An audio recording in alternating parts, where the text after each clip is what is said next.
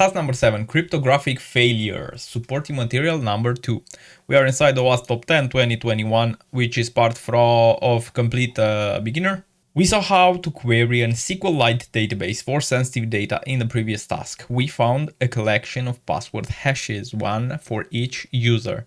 In this task, we will briefly cover how to crack these.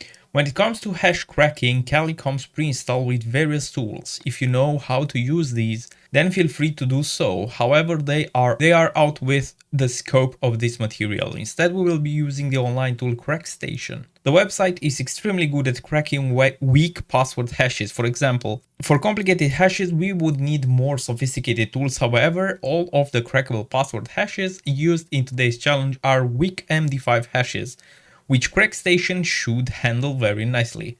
When we navigate to the website, we are met with the following interface. Alright, let's go there. Alright, we are not a robot. We select cars. Perfect. Cool.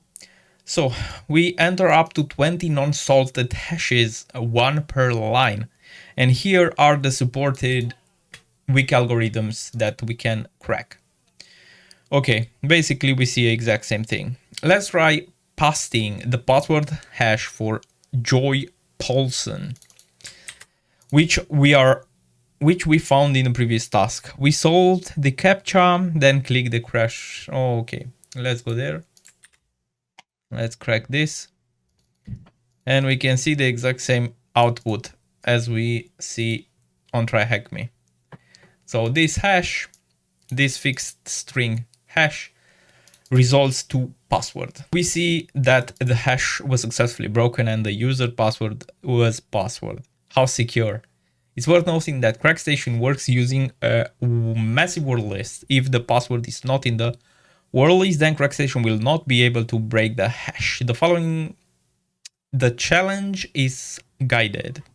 So if Crackstation fails to break a hash in today's box, you can assume that the hash has been specifically designed not to be crackable.